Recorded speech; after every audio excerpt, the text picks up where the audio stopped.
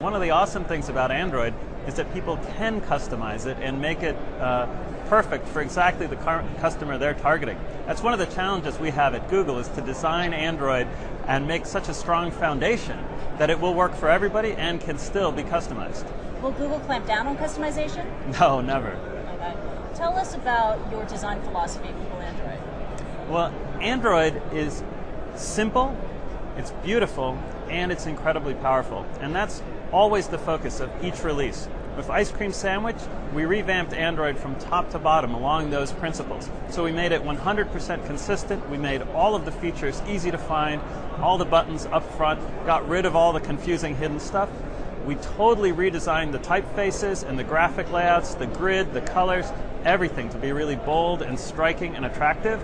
And we've been rolling out just amazing, powerful new features that are almost like a superpower, like Google Now with Jelly Bean, where your phone is actually your companion. It knows what you want to search for before you do and can offer that information.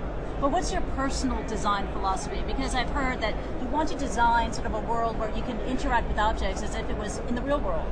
Well, that's true. I believe that one of the most powerful things about computers is making everyday people's lives better. And so computers have to work the way people expect and not the other way around. I want everything that you can touch on the screen to operate like objects in the real world do.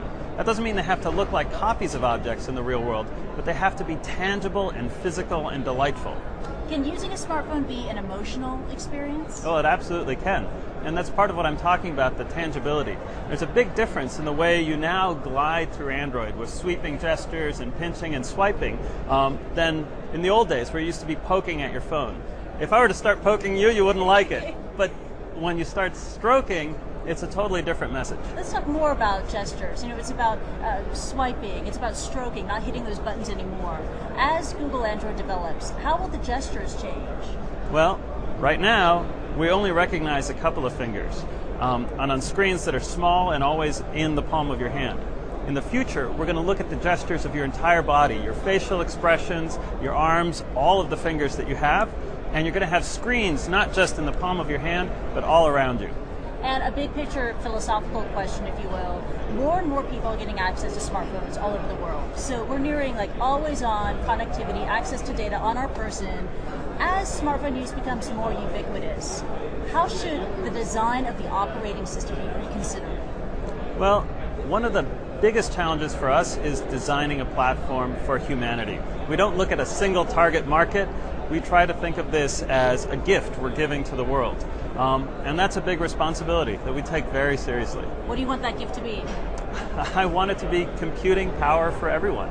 I want to connect people and make it open and free, not controlled by any one company or any government, something that anybody can pick up and hack on, and they can turn it into whatever they want it to be.